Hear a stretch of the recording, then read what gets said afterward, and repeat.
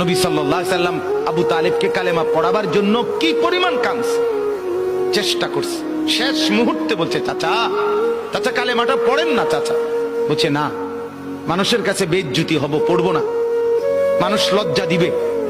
আল্লাহ নবী সাল্লাল্লাহু আলাইহি সাল্লাম বলছে, কানে কানে বলেন, আমি কাউকে শোনাবো না, আমি শুধু হাসরের মাঠে বলবো, মৃত্যু পর্যন্ত চাচা ওয়াদা দিলাম জগৎবাসীকে শোনাবো না আপনি ঈমান আনছিলেন, কানে কানে কন। আবু তালেব বলছে না, কানে কানেও বলবো। এবার নবী বলে চোখের পানি ফেলতে ফেলতে, চাচা এমনও কইতেন না তো, ঠিক আছে চাচা, আমি কালেমাটা পড়ি, আপনি শুধু ঠোঁটটা নাড়েন,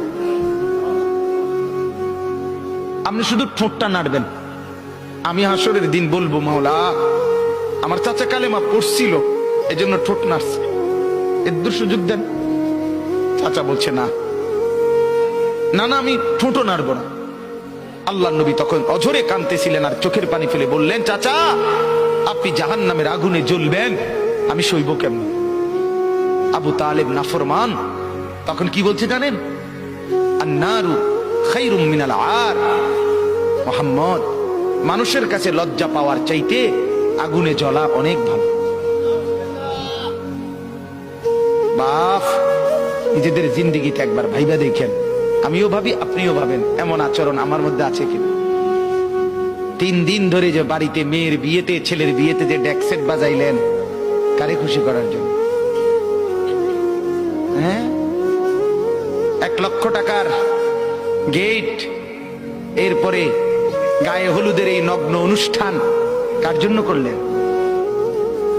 বেড়া বেড়ি সব, যুবক যুবতী সব একই মাইক্রো প্রাইভেট কারের ভিতরে যাতাযাতি করে বহাইয়া একখান থেকে একখানে নিলেন, কার জন্য? পুরা প্যান্ডেলের ভিতরে একসাথে বেড়া বেড়ি একত্রে খায়, নাচে, গায়, ফুর্তি করে, কার জন্য? শুধু সমাজ, সোসাইটি, পরিবেশ, সোসাইটি মেনটেন করছেন, সমাজ মেনটেন করছেন। ছেলেরা চাইছে, মেয়েরা চাইছে, বাচ্চারা চাইছে, এতে হেতে চাইছে, তো মালিক তিনি কি চাইছিল? ওনার কথা মনে হয় নাই? রাসূল সাল্লাল্লাহু আলাইহি সাল্লাম, তার কথা মনে হয় নাই?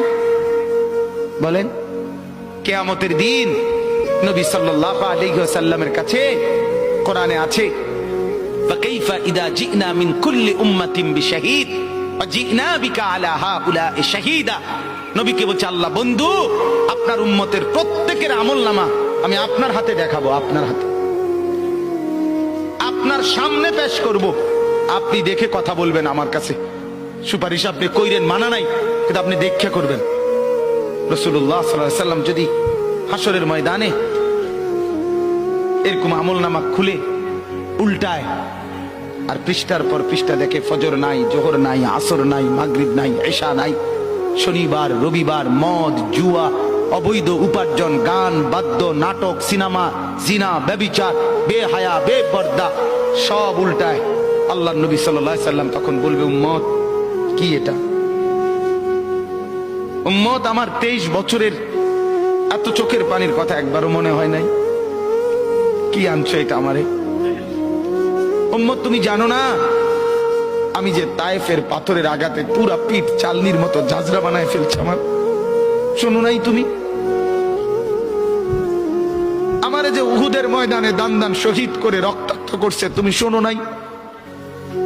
আমি যে 14 দিন পেটে ক্ষুধার তাড়নায় পাথর বাঁধছিলাম, উম্মত তোমার মনে নাই?